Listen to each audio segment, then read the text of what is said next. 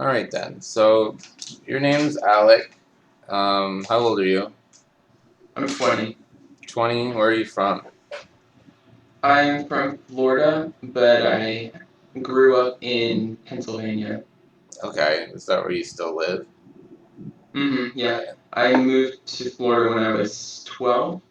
So I guess I was still in my childhood when I was in Florida, but it was almost like the dividing line between my childhood because, your teenage years are usually very different. Mm-hmm.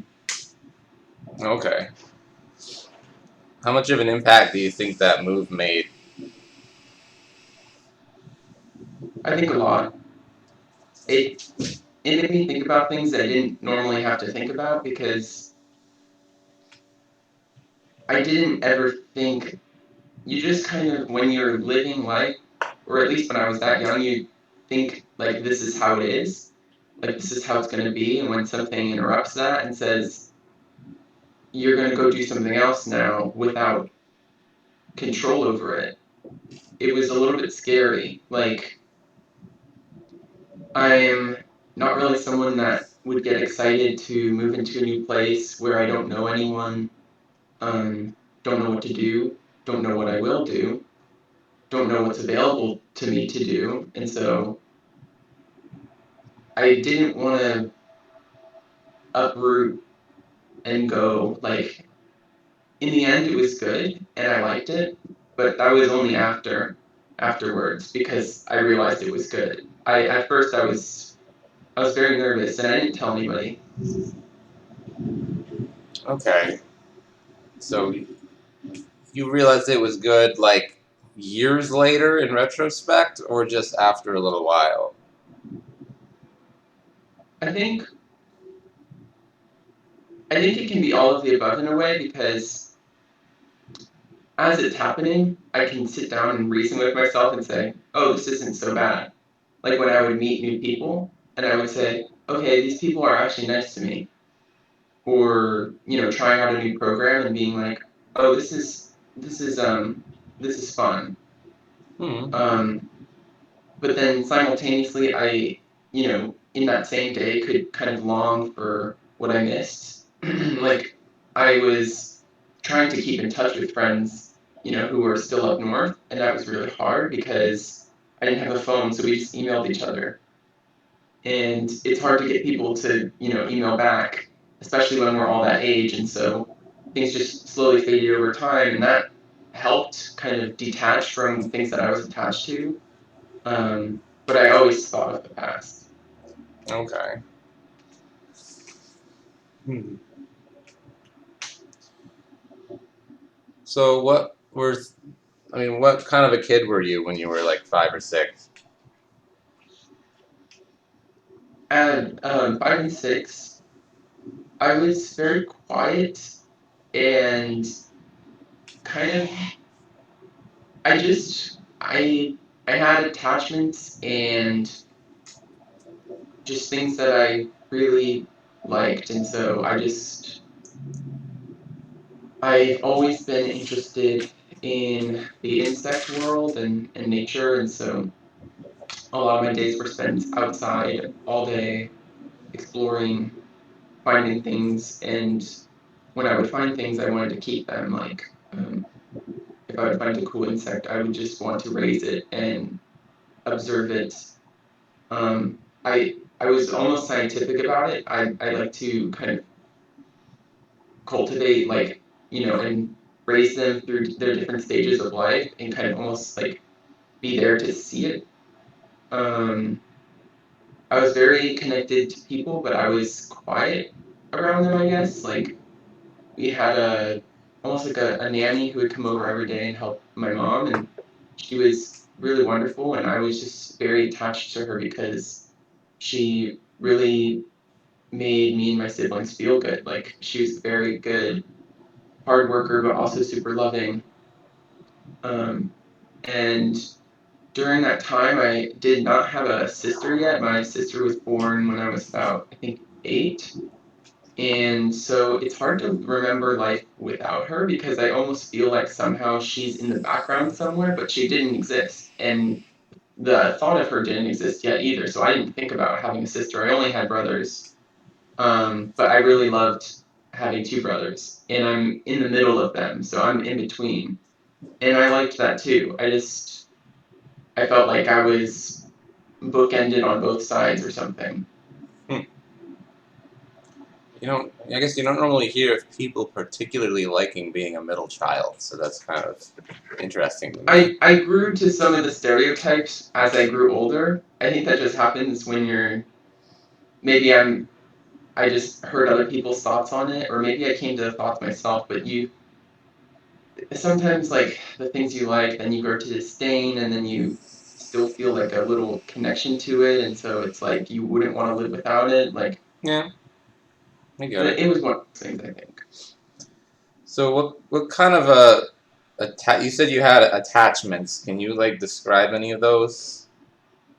So I've been homeschooled for most of my life, and I've stuck in the same communities for most of my life. Like both halves of my childhood were spent in one place, and so I just never um, I was just very connected um, to my parents, to my siblings.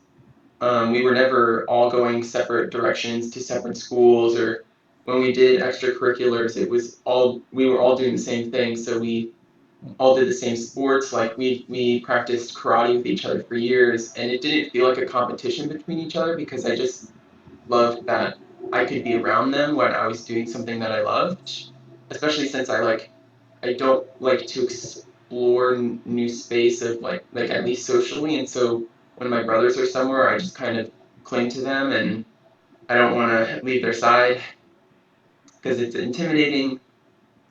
Um, and I think when meeting people, I am I feel attached to them before they are attached to me, and it's almost like a process of getting them to like me in a way that is close enough to the way I like them so that it's reasonable for me to like them that way.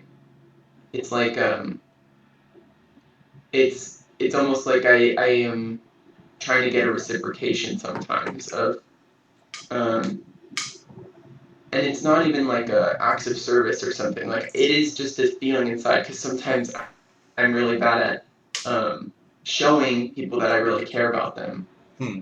But when I feel affirmed, when someone tells me they care a lot, I just get I don't know how it feels, but it feels very overwhelming as if like there's a satisfaction or something. It is really interesting. I get that. Um, so you mostly mean attachments to people. Yeah. Okay. And I think a lot of my life I've just kind of had lists of things that I really like. And it's funny to me because I've always like written down things when I was a kid and growing up, and so I had these little like journals almost, and I just kind of like wrote down the same things that I liked, and I would just make lists of what I liked. Like my favorite, like I built with Legos a lot, and so I was just constantly writing down the ideas of what I wanted to build, and I enjoyed making the schematics. They weren't really to scale or very possible for me to accomplish, but I just always liked repeating that and just kind of showing myself like what I enjoyed. And then with the animals, like I just would sketch the same ones over and over again, just my favorite ones. And um, it was very funny to me because it was very small. Like I just had my interests and then things that I was not interested in that I never really cared to explore. Like I liked what I liked and I didn't like what I didn't, I guess. Hmm. So let's see here. Um, other than I guess playing with insects and whatnot. I mean, what did you kind of enjoy doing for fun in your free time? At which age? Uh, I mean, and I guess any age while you were a child, if you can. maybe it changed. Okay.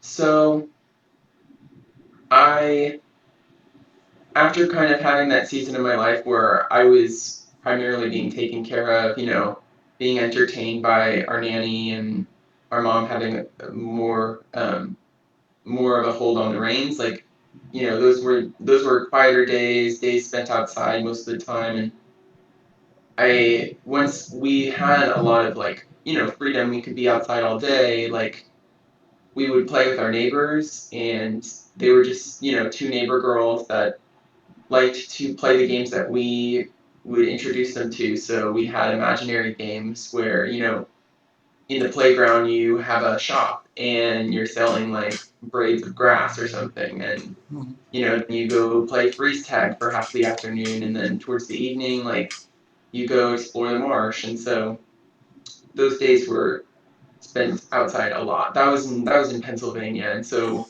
when I moved, I was almost growing up in a sense, because we're forced to, because I didn't have neighbors like that anymore. We didn't have neighbors that were almost identical in age who were going to play. We didn't have the same kind of backyard, so there was not even a space really to do what we wanted to do. And so I just kind of moved on to other things. But even though the kind of the severing of what the move was, it felt natural because I was getting into more things. So I started reading a lot towards towards the move, and I discovered things like Harry Potter. And so, as someone who likes to write, I had my phase of, like, basically creating an identical universe to Harry Potter, and it's so embarrassing because I really stuck with that as a young teen for a long time.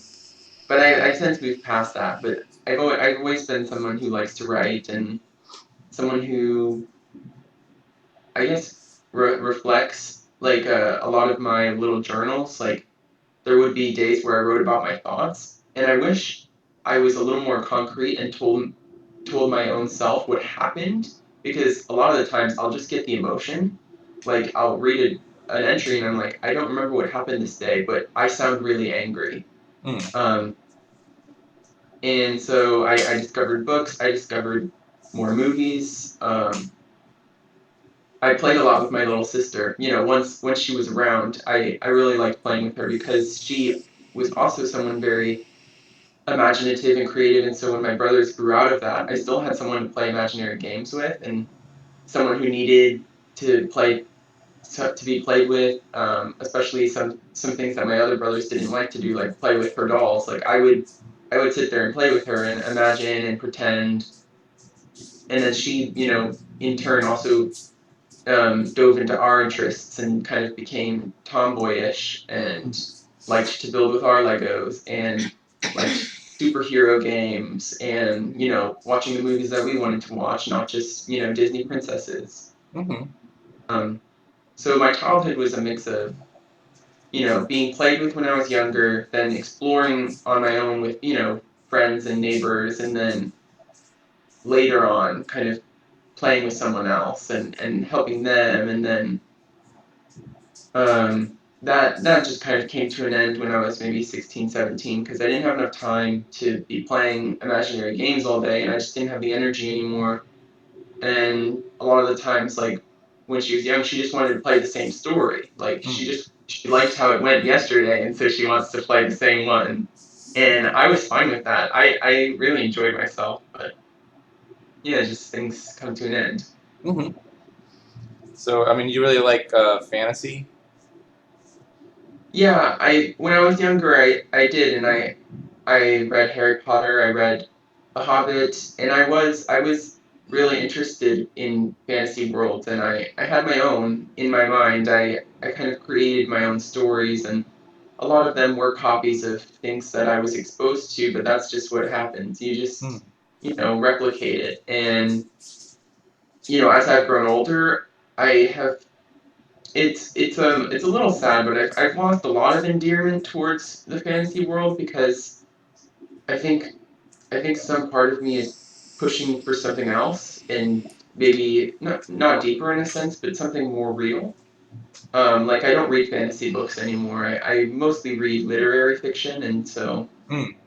it comes from a more either classical space or contemporary, and so a lot of those, you know, the the story about humans is not really veiled in any sort of, lore or world building anymore. Like it really is just the two people on a page, and so that almost feels more like a core of something. Like I'm consuming something from the core of it rather than um, something that has become more complex, and so you have to dig a little deeper to find maybe what I'm looking for when I read. I don't really know what I'm looking for when I read, but I feel a lot when I read, and so I continue to, even when I read a book that is really tiring me. Like a lot of stream of consciousness books, they attract me, but I really get exhausted, and I like last night I tried to read and I couldn't read more than 5 pages before I had to go to sleep. It was late at night, but Mhm. Um, why did you have a nanny?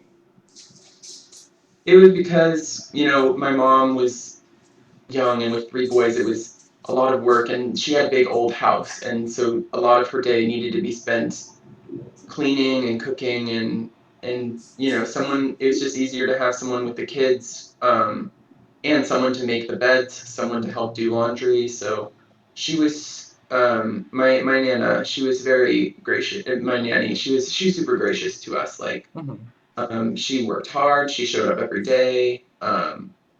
For a few years, quite a few years. But yeah, my mom, she was just going through seasons of just overwork and exhaustion. She had all 3 boys in a matter of like almost, 4 years. We're each like a year and a half apart, and so that's a lot of clustered energy. And she also suffers from some physical health problems, and so she's not always physically able to accomplish everything. Sometimes she has to sit down and take a break, and Mhm. so it was really for my mother. Gotcha. I mean, and was your dad in the picture or Hmm. okay? Yeah, my, He's my dad has always been.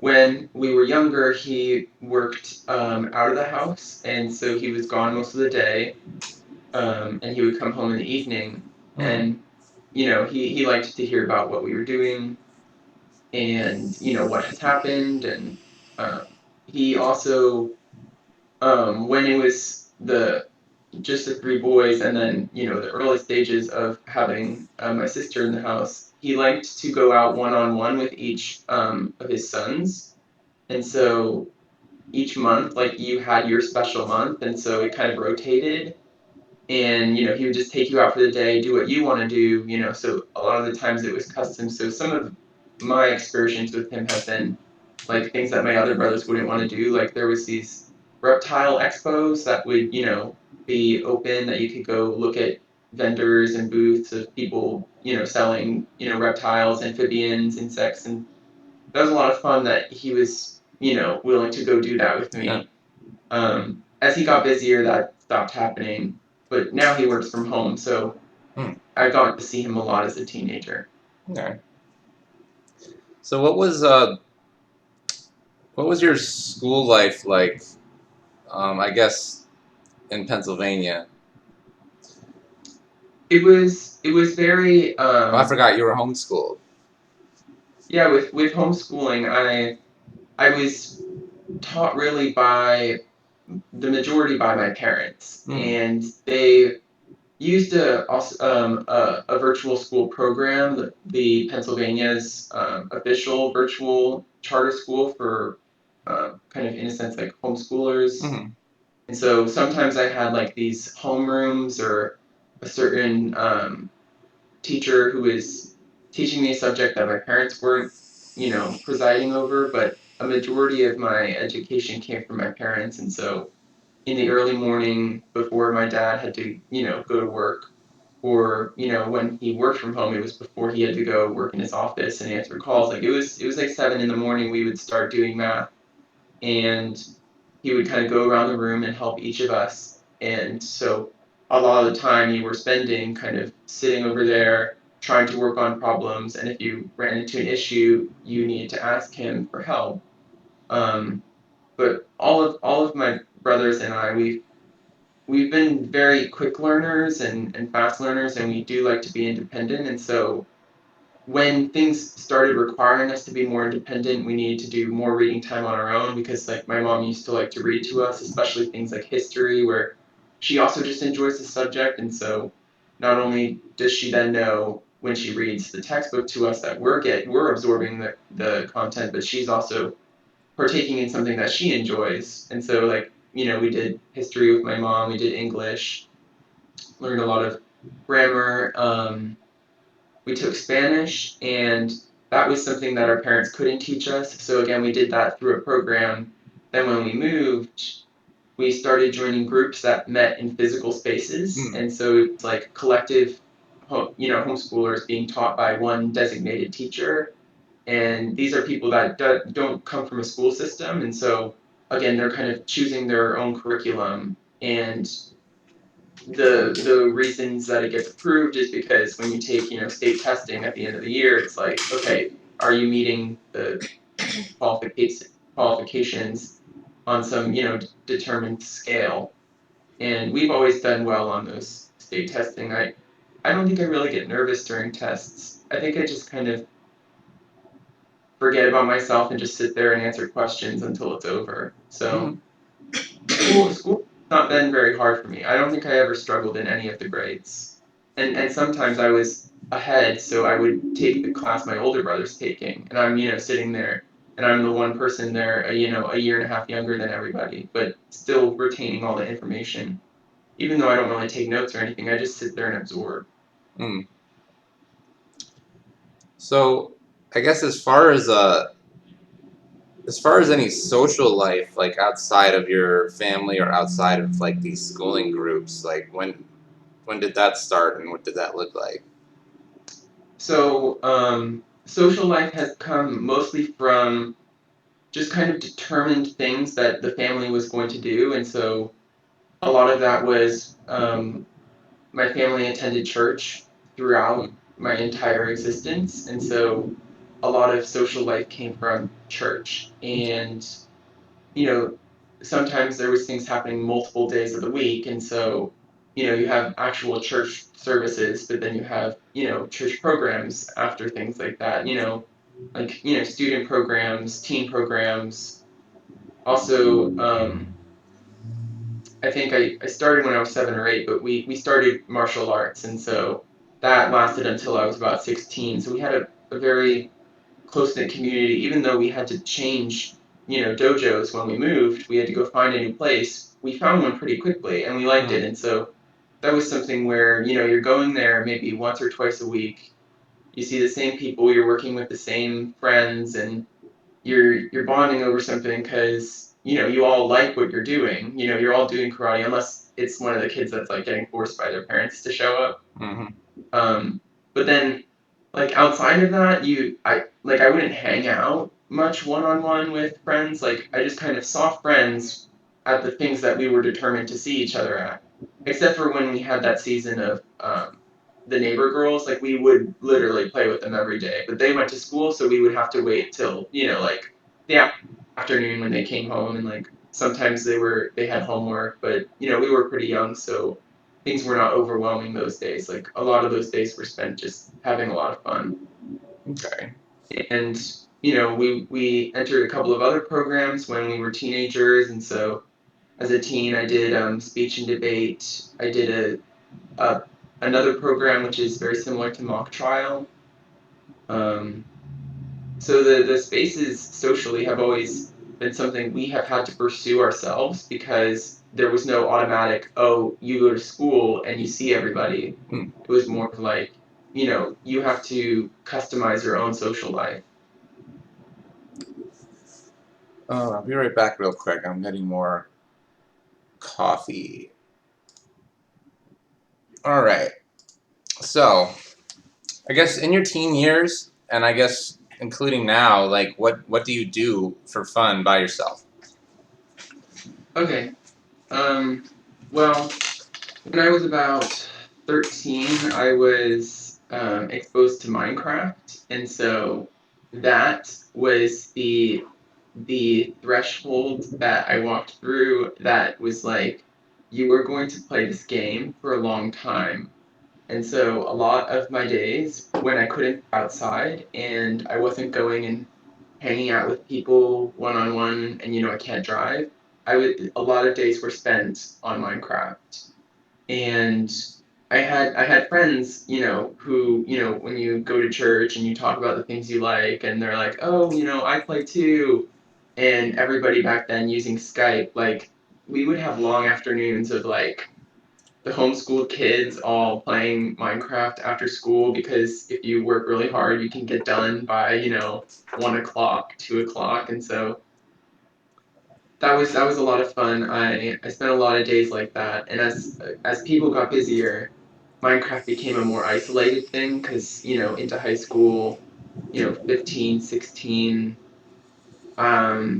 people, stopped hitting you up and would, stop being on all the time. And so you would just kind of pick your favorite server and just mindlessly play, mini games or, build if you're feeling creative enough. And so that's kind of what I did for a lot of the time. And then um, I would read a little, but I wish I read more during my mid kind of teens.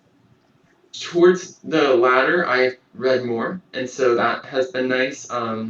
So these past couple years, when I have free time, I usually sit down and read something, or I watch a lot of YouTube. I didn't have YouTube when I was younger, but as a teenager, I think at 14 or 15, I was just regularly watching YouTube, things that just interested me.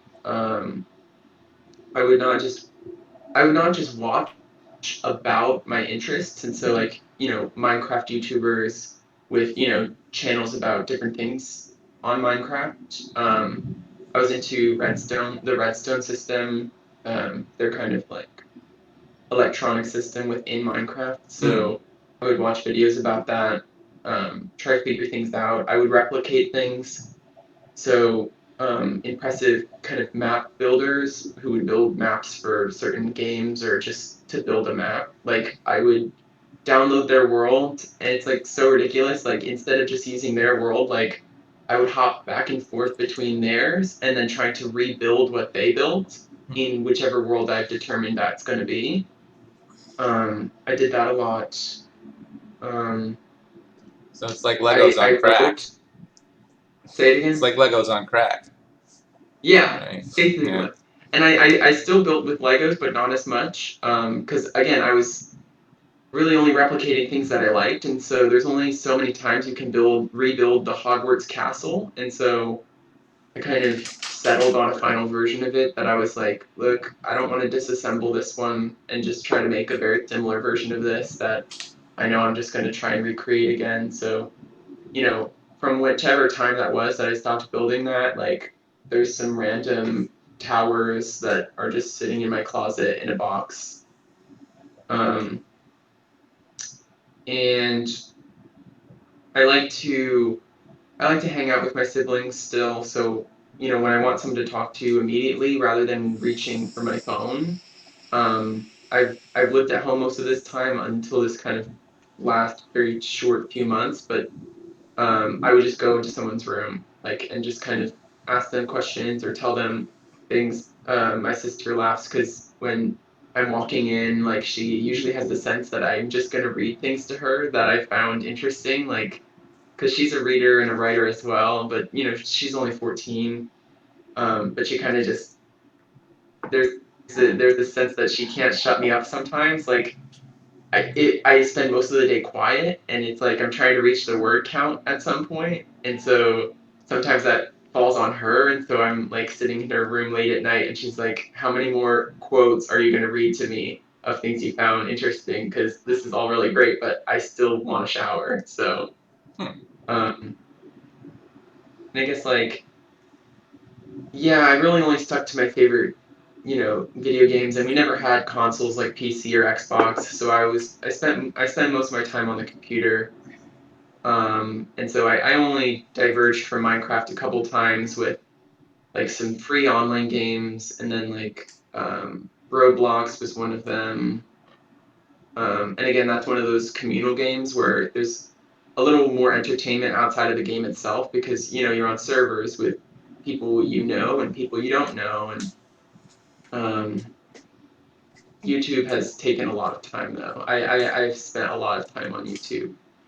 Um, I'm Well, very committed to that platform. Not really other social medias. I've been on Instagram, but I'm just not attached to it like I am to YouTube. what kinds of things interest you now? Like, what do you watch about on YouTube? So I have, aside from typology, which is basically the main source of my YouTube time, especially when I've discovered a new channel and I'm trying to kind of sort what I think is what I want to know about MBTI, um, kind of trying to determine what my understanding of it is. Because I very quickly can just kind of latch onto something and say, oh, this one is gospel. So like I did that for a short while, like when I found OPS, but then very quickly I kind of didn't abandon it, but I saw what I was not satisfied about in their system, and primarily that being the paywall. Like I can't get behind that.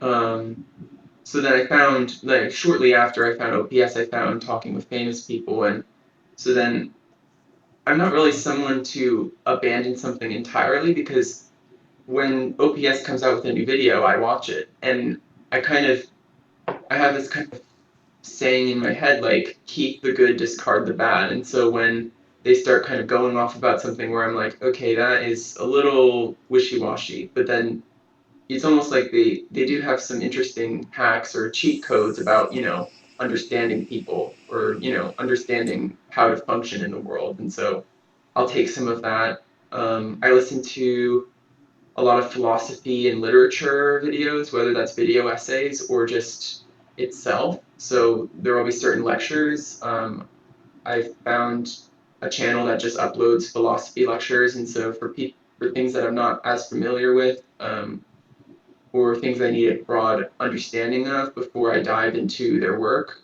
I will watch those.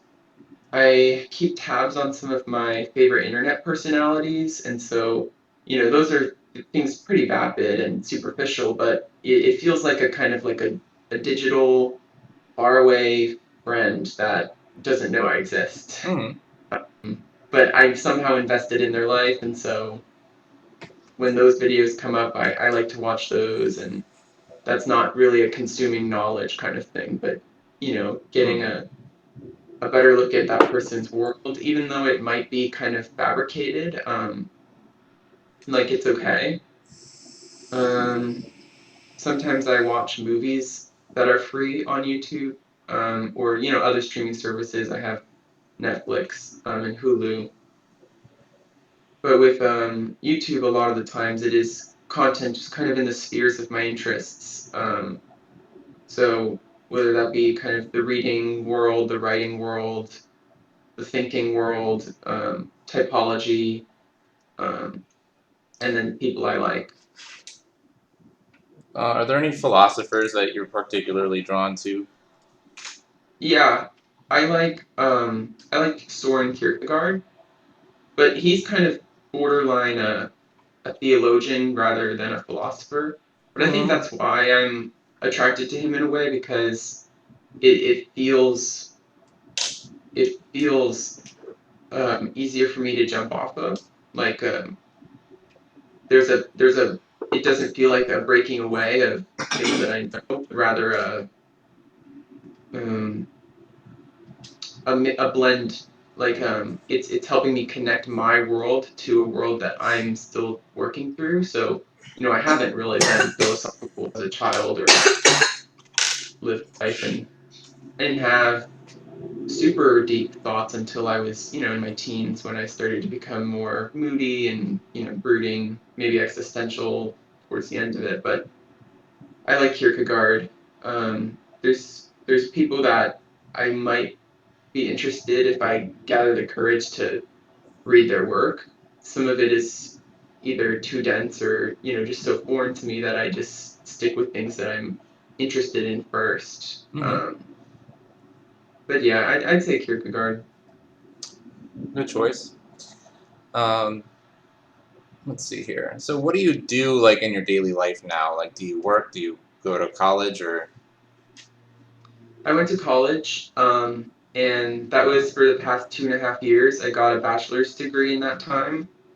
I studied animal biology, and that was because I was interested in pursuing a career doing that. Um, I graduated in December of 2021, and I was trying to get a job doing something pertaining that, but I was also struggling because I don't know, just life hits you sometimes and you have a hard time getting up in the morning, you have a hard time accomplishing anything in a day. My parents didn't really get that, and they also were not a super big fan of that because then, I'm not really contributing to anything. I'm just kind of using their resources and not really gaining ground or anything. So Mm. they pushed me. They said, get a job, work somewhere. You can work here and live at the house, or you can move out. But we're giving you an ultimatum: do it in a month, or we kick you out. And so then it no longer became a matter of pursue what I'm interested in, but just kind of remedy the situation. So I got a job working at Legoland, which is fun because I grew up with Legos and I grew up going to that park. Superficially, the work is really nice. Everyone who works with me likes me. Supervisors are kind to me, and out of retail customers, like those customers at a theme park are going to be some of the nicest you'll come by because they're trying to have a good day. Like they're not complaining for complaining's sake.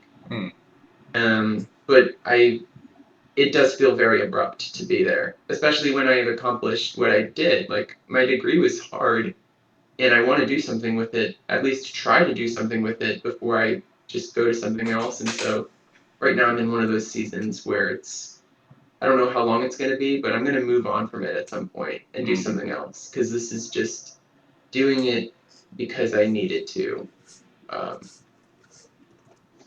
So, do you still live with your family? no, the job was a bit far away, and so I had to get an apartment. Mm-hmm. So I have roommates. I flip flop back and forth between places because when I'm not working, my house is close enough. Like it's 90 minutes from work, but that's enough of a drive for me to just go home for the weekend. And so I didn't work tomorrow or today, so right now I'm in my parents' house. Oh. But I go back tomorrow because I work tomorrow, and then I will work till the weekend. It doesn't feel like I've really settled and had a good rhythm yet because I am so kind of being pulled in both directions. It also makes it hard to kind of determine where I want to invest more time or what people I want to invest in. Whether I do want to spend more time with roommates or whenever I can go home, I just go home. Like, because it's hard to determine what I want to do in the future. Like, where I'm going to be. Am I going to stay in the location I chose to work in, or am I going to find something closer to home and to reduce the amount of money I'm spending or, because the community here I like is better. But, there's things I haven't explored in the other space. And so there's a lot of questions there, but yeah, no, I'm not like, I don't feel like I'm living in one place. I feel like I'm living in both. Mm-hmm. So, do you get along well with your roommates? Yeah, they're sweet. They're very nice to me. Oh. And I don't really, I'm barely there. So I give them very little reason for them to, like reach out and, be nice to me and have conversation. When I'm around them, I'm nice to them, but I'm just glad that they return that. Like they're nice to me too. So yeah, they're good guys. They're two guys. They had an apartment. I moved into their apartment, but they wanted a house, and so they were in the process of buying a house when I moved in. They bought the house, and now it's a process of getting the stuff from the apartment to the house. But the house still requires a lot of work on it. So they're very invested in the house versus I'm not invested in the house because I didn't want to live in a house for work. Like it just like living there is just a checkpoint for me because it's not really where I'm settling yet because I don't know yet. And so I feel less invested in the things that they care about. So I'm just glad that they don't feel like I'm I'm being careless or something when I don't spend time, cleaning with them, painting the house with them, just things like that. Right. Um, Um, I mean, have you ever, I guess, struggled very much with people not liking you or not treating you well? I think just it's maybe just a strange sense of paranoia where nothing is ever stable. Like I could always break something. Like I could always like every interaction is like if we've had really good interactions up until the point and then a point happens, I feel like I could shatter something, like something will fracture, and then from that point on, they will never forget it. And so I'm like treading lightly most of the time, like trying to be careful, um, trying to be trying to be a way that I would want to to be treated.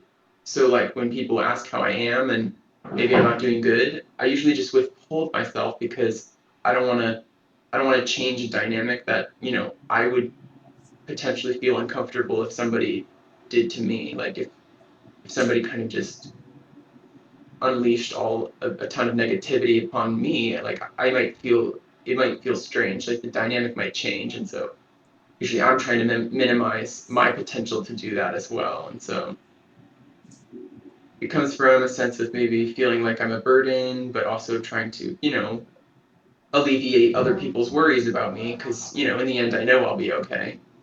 So, but there is this, there's just an element of that. Like, I know that people care about me, but caring and loving and then enjoying someone, it's almost two different things to me. Fair enough. I mean, so it sounds like you haven't really had any problems with that because you know how to keep it from happening. Yeah. Okay. All right. Well, I think you're an INFP. Okay. What did you get from Eric? I got that as well. I got Okay. INFP. And I that was not my original thought, but that was just because when I came into his session, I didn't have a good look at myself. Like I just kind of latched onto certain descriptions of the types, which again are just hard things to nail because it's hard to describe something. But I always thought, either just some introverted feeling type. I was attached to the INFJ description. But after Eric's typing, I really did have to, after rewatching, I said, yeah, I think I'm looking at myself who is an INFP. Um, yeah. Okay. I mean, do you have any further questions about that? Because yeah, that seems pretty certain that that's what you are. Yeah. Um, no, I don't think I have any questions. I did really enjoy this. I thought because it's a very different experience than Eric's typing, I guess. Yeah, this one it feels like I almost traveled through my life again. Like that was very interesting. Well, that's basically what I do. Is I just try to get a picture of someone's life. I guess for someone as young as yourself, and also with kind of your unique situation. I mean, it makes sense to spend a lot more time on like the buildup of your childhood and such. Um, I guess I don't always try to spend too much time on that, but it really does give you a kind of a lot of information, I guess, on what someone's like before they've been molded by their environment a lot. Um, Hmm. but there's a lot of things about you that really are, I guess, pretty stereotypically INFP in a lot of ways. Yeah. Some types, the stereotypes are almost never accurate. Others, a little bit more so. Yeah.